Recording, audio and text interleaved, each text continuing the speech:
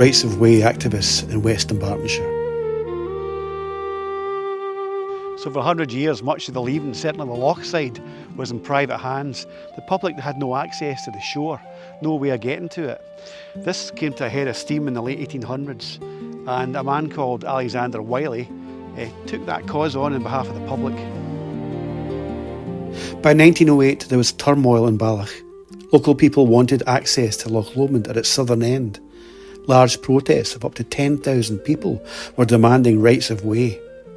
2 Glasgow city councillors addressed angry crowds, and one of them, Edward Roslin Mitchell, a lawyer and a Liberal, put a case forward in 1913 for buying up land in Balloch to move things on.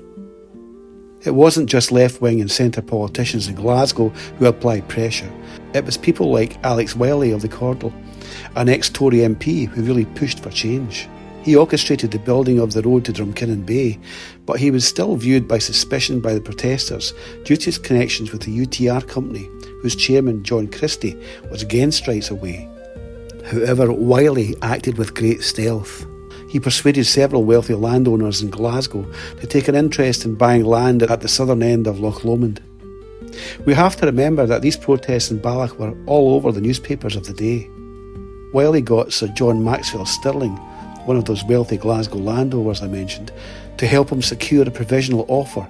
The figure of 10,000 is generally associated with the cost of the 200 acres or so that now comprise Balloch Castle Country Park. Over 100 years as a no-go private estate with no access to the loch, the park opened to the public on the 1st of July 1916 with Alex Wylie, Edward Roslin Mitchell and Sir John Maxwell Stirling all in attendance. We take access and rights of way for granted these days, but were it not for the mass protests and dedication of local people back then, many of the freedoms we have today may never have come about.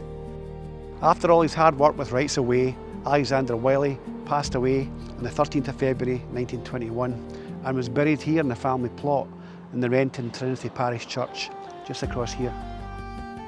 And the fight is never over. The local people of West Dunbartonshire still hold a torch for freedom, access and rights of way.